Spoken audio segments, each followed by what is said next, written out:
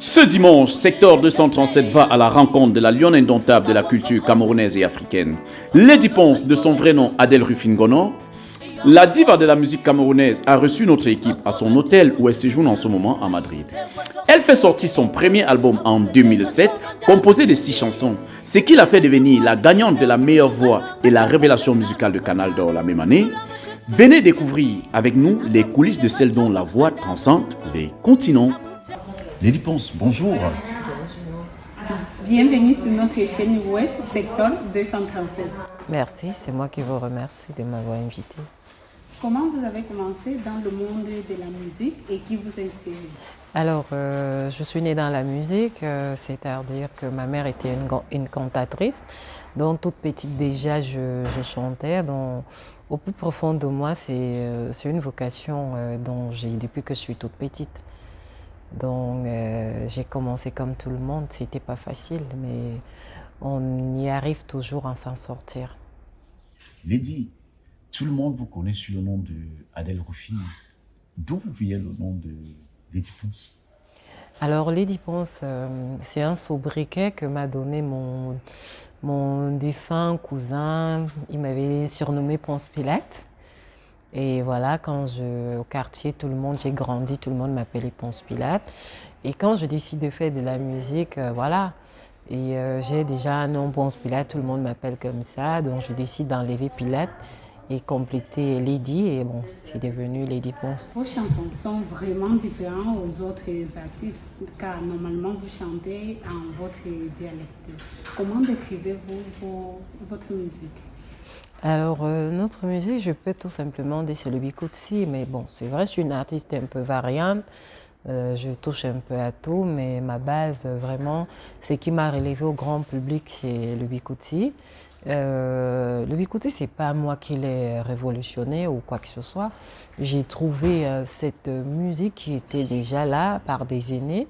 J'ai juste apporté un peu de moi comme je le dis tout le temps, la musique c'est des escaliers où chacun vient, il apporte une contribution et après d'autres générations vont suivre le travail qui a été abattu, ainsi de suite. C'est une chaîne. J'aimerais savoir, Lady, les enfants s'adaptent à votre profession et surtout que vous êtes une diva. Comment ça se passe? Au début, quand ils étaient trop petits, c'était pas facile parce que parfois j'étais obligée de me déplacer avec eux. Parfois, j'étais obligée de travailler que les week-ends. Donc, j'avais un emploi du temps un peu très surchargé. Bon, il y avait aussi ces nounous, ces femmes qui nous aident en temps plein quand on ne peut pas être là et tout et tout. Donc, c'est toute une organisation et voilà. Aujourd'hui, mon fils, quand je suis pas là, il m'aide aussi. Et on dialogue énormément, on communique énormément, on est trop fusionnel. Ça nous permet de garder le lien de famille, le lien d'une mère et ses enfants. Comment ils vivent tous les attaques que vous avez, par exemple, parce que nous tous, nous sommes des enfants, nous sommes des parents, voir comment on attaque maman, on dit des choses en maman, ça fait bizarre. Et comment ils vivent ça? C'est là que je dis merci, mes enfants ne sont pas trop dans nos milieux. Je les ai éloignés de tous ces milieux-là. Vraiment, ce qui se passe dans notre communauté, mes enfants ne sont pas au courant. Et ça ne les intéresse pas et je fais tout pour leur éviter d'être au courant de certaines choses, de certaines médisances qui se racontent sur moi. Et je n'ai même pas besoin de leur expliquer parce qu'eux, au moins, ils savent qui je suis. Je ne fais pas semblant avec eux. Donc, s'il y a une personne qui peut dire « ma mère est comme ça, ma mère est telle, ma mère est ci », c'est mes enfants parce que c'est la chair de ma chair, le sang de mon sang. Et je ne les cache rien. On dit seuls les enfants savent aimer, seuls les enfants savent dire la vérité. Tout à fait. Mais à un moment de la vie, on aime savoir souvent comment ça se passe. Parce que souvent vous répondez à vos détracteurs, à vos ennemis par des chansons. Et on est impressionné. D'où vient cette inspiration? Je ne peux vraiment pas dire que je les réponds parce que c'est bizarre. Hein? À chaque fois que j'ai une chanson, il y a une situation. On dirait l'inspiration de Dieu. Oui, il y a une situation qui s'éclate, alors que moi j'avais déjà ma chanson et tout. Et donc du coup, au départ, j'avoue, quand je venais de commencer ce métier, à un moment, je dis, mais qu'est-ce que je fous dans ce monde et tout. Alors un grand frère m'a dit un jour, est-ce que ce qu'il disait là, c'est vrai? Est-ce que ce qu'il raconte là, ça s'est passé? J'ai dit non, je ne suis même pas au courant. Alors il me dit, mais comment tu peux te fâcher et te sentir mal sur quelque chose qui n'est pas vrai, sur quelque chose que tu ne connais pas? Et c'est comme ça que je prends tous les actes. Quand ce n'est pas vrai, je ne cherche pas à me justifier. J'ai tellement de choses à faire. Je suis une femme célibataire, mère de 3 magnifiques enfants, avec des projets énormes. Et donc, je n'ai pas de place pour ce genre de conneries. J'ai de place que pour des choses utiles, des choses pour le progrès, des choses pour préparer à bien mon avenir, ma retraite, de ne pas me retrouver à mendier ou à ne pas avoir de quoi vivre ou de quoi survenir à mes besoins. Non, je ne veux pas être cette maman-là qui va squatter chez ses fils, chez ses enfants et tout. C'est maintenant que je prépare mon avenir. Maintenant, je prépare ma retraite. Donc, je n'ai pas besoin vraiment qu'on va m'envoyer les dire, on a dit si, on a... Non, franchement. De toutes vos chansons, quelle est votre préférée et pourquoi? J'ai 2 chansons, c'est-à-dire Mendy Guillaume. Mendy Guillaume, c'est une chanson, je dis, je ne savais pas, j'aurais jamais su. Parce qu'en fait, quand nous grandissons avec nos parents, personne n'est préparé, personne ne sait même qu'il va perdre ses parents. Personne n'est préparé à ce qu'un jour ses parents vont partir. On se dit qu'ils sont éternels et tout. Et c'est une chanson, je l'ai vraiment composée parce qu'en fait, quand je me couche un soir, je fais un rêve. Quand j'étais enfant, je me revois au village, je me revois avec mon père et ma mère et tout. Un seul instant, toute petite, je ne pouvais pas imaginer que j'allais me retrouver sans mes parents, j'allais me retrouver seule et sans eux, j'allais me retrouver que je n'arrive même pas à voir ma mère. À un moment, je me suis dit, je donnerai tout ce que je possède pour revoir ma mère, ne serait-ce qu'une seule minute. Et c'est comme ça que j'ai composé cette chanson. Et l'autre chanson où j'ai l'impression que je me chamaille avec l'Éternel parce que je me dis, voilà, je suis née dans une famille chrétienne où on priait, on faisait tout ce qu'on nous demande de dire, de faire dans la Bible, on suivait bien les 10 commandements. C'est vraiment des chansons qui racontent ma vie, c'est vraiment des chansons qui racontent tout ce regret que mais qu'est-ce qui n'a pas marché. Comme je le dis, il n'y a pas d'âge où on oublie ce qu'on a traversé en tant qu'orpheline, en tant qu'orphelin. C'est quelque chose qui ne nous quitte jamais, c'est quelque chose qu'on vit avec et on apprend à vivre avec. On adopte ça, ça devient un vêtement pour nous. Et parfois, je me dis peut-être Dieu a vite appelé mes parents pour que je puisse être aussi forte et que je puisse continuer à aller la tête haute, en fait. Au de votre belle carrière, vous avez eu un duo avec Koffi Olomide. Est-ce qu'avec les jeunes artistes du Cameroun, ou alors les jeunes artistes européens, souhaitez-vous faire un duo, ou alors vous avez un artiste, par exemple, parce que vous êtes une diva africaine, vous êtes une diva camerounaise, vous avez un artiste avec qui vous souhaitez chanter, ou alors un artiste qui souhaiterait chanter avec la diva? En ce moment, nous sommes dans des propositions de featuring. J'ai fait le featuring avec le groupe X-Malé également, qui sont des amis. J'ai fait le featuring avec une jeune artiste qui a un talent énorme, Melby Akwem.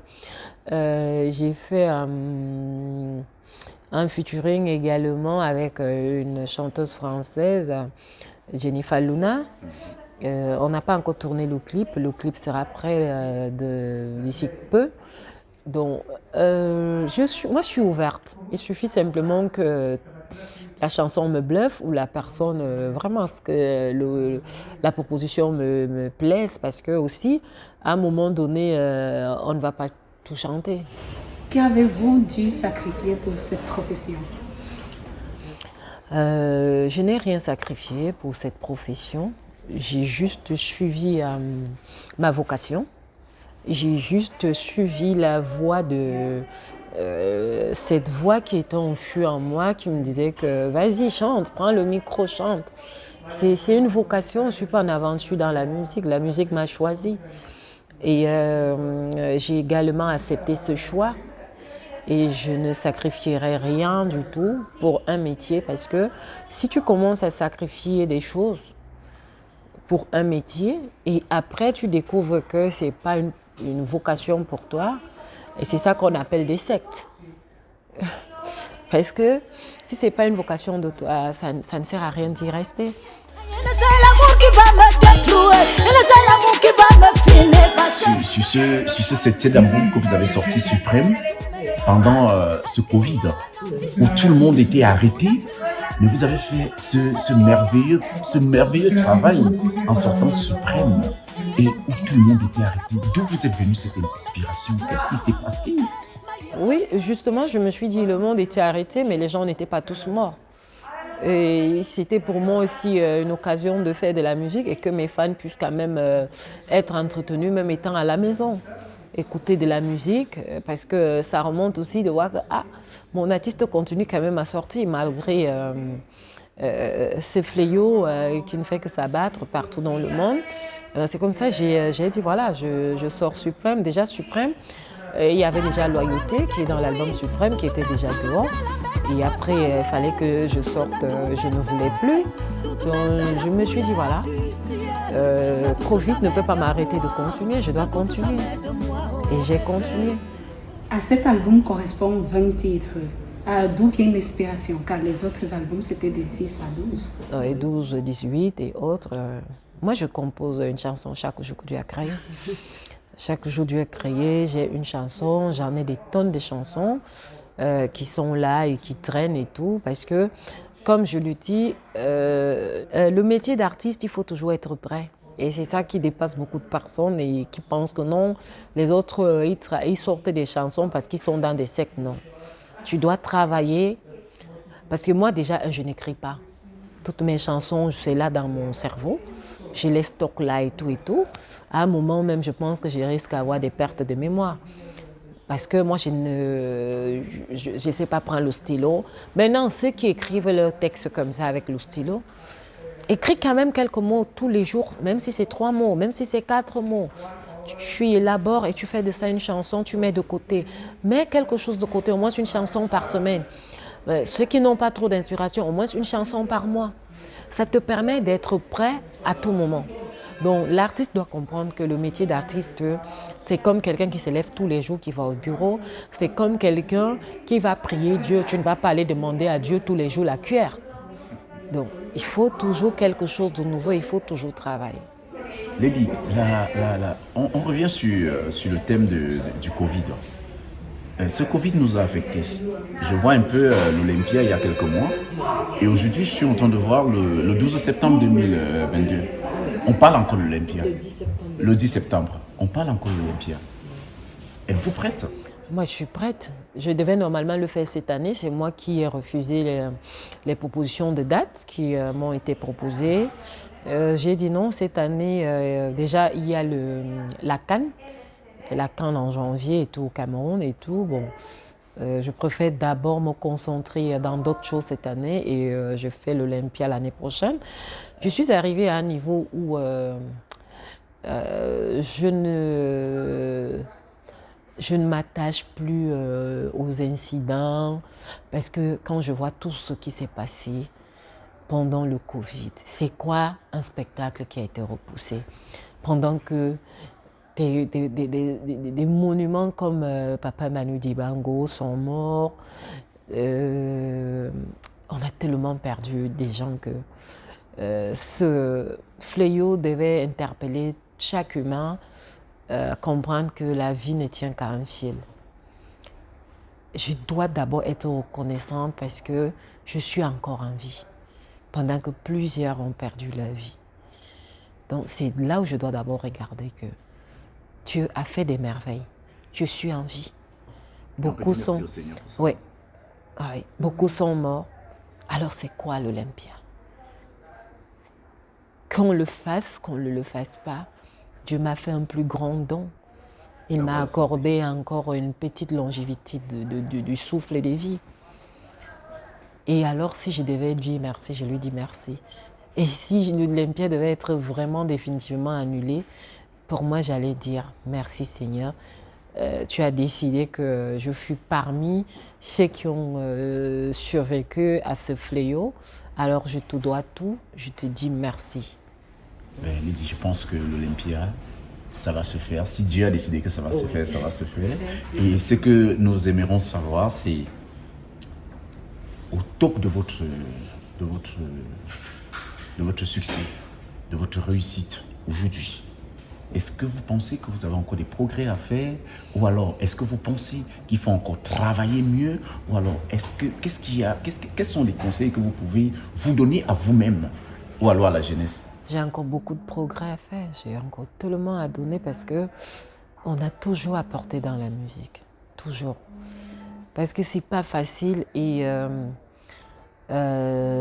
chaque jour, il y a toujours quelque chose, un défi à relever dans ce qu'on fait.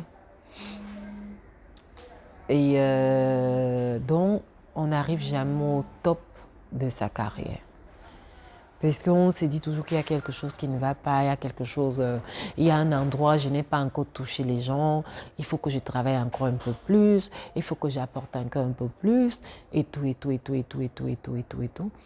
Si vous me posez cette question, qu'allez-vous poser à Kofi? Qu'allez-vous poser au Fally Ipupa? Qu'allez-vous poser aux grands comme les Magic System et plein de grands artistes africains? Qu'allez-vous poser à Petit Pays qui a toujours quelque chose à apporter? Donc, j'essaie de suivre ces aînés-là, ces grands-là qui font tout pour toujours rester au top, pour toujours rester au sommet. Donc moi, je le dis toujours, je suis à un pas. C'est quand je vois tout ce qu'ils ont déjà eu à faire dans la musique. Ah ouais. Alors, je travaille toujours énormément et très bientôt, je vais vous livrer à quelque chose de différent. Et quel conseil pouvez-vous donner à quelqu'un qui aimerait suivre vos pas? Alors, ce que moi je peux conseiller aux jeunes, qu'aujourd'hui vous avez la chance d'avoir des réseaux sociaux, des plateformes et tout, qui vous permettent de mieux travailler, de mieux gagner vos vies. Vous pouvez bien gagner vos vies dans la musique, détrompez-vous des conneries que les gens vous racontent. Moi, quand j'ai commencé la musique, il n'y avait pas Trace Africa, qui aujourd'hui nous aide à être partout dans tous les pays africains. On n'était pas trop à cheval dans les réseaux sociaux où il y avait tout ce qui se passe aujourd'hui. Aujourd'hui, vous avez cette chance-là. Vendez-vous vraiment dignement. Parce que je sais ce que c'est que des jeunes artistes, quand ils ont envie de s'exprimer, et certains sont même prêts à se vendre, certains sont même prêts à se faire du mal parce qu'ils veulent être écoutés, veulent que les gens dansent, voilà. Enseignez-vous un peu avant de signer ce genre de contrat. Un contrat à vie, ça n'existe nulle part. Ne signez pas ce genre de choses. Contrat à vie, 10 ans de contrat, 5 ans de contrat, non, non. Soyez sage. Voilà, Lydie, on n'a pas terminé sans vous demander de nous faire juste un petit acapella pour savoir vraiment, parce que les gens vont se dire on est avec Lydie Ponce, mais est-ce que c'est vraiment qu'elle? On aimerait, surtout pour le nouveau album. Voilà, que vous nous faites juste un petit acapella pour que les gens se rendre compte que c'est vraiment Lydie Ponce et nous te disons énormément merci et merci à Lion qui nous a facilité la tâche d'être en contact avec toi et nous aimerons terminer cette interview avec un tout petit acapella de toi. Ok, je vais faire ce qui va sortir bientôt parce que comme je serai bientôt en promotion, peut-être quand vous allez me soutenir sur votre page. Voilà. Créateur, bénis-moi, bénis aussi mes ennemis, pour qu'ils puissent assister à toutes mes élévations. Pourquoi vous voulez me tuer? Hey, hey, hey. Pourquoi tant de haine à cause de ces bienfaits dans ma vie? Je n'ai pas volé, c'est Zamba qui m'a donné, que c'est lui qui m'a créé, lui seul connaît mes péchés. C'est à lui de me juger. Je ne suis pas coupable. Je ne suis pas coupable de son amour dans ma vie. Je ne suis pas coupable parce que Dieu m'aime. Je suis non coupable. Je suis non coupable. Prenons rendez-vous comme ça tous les dimanches sur nos réseaux sociaux, Instagram, Facebook et YouTube. Et sur notre adresse web www.sector237.com.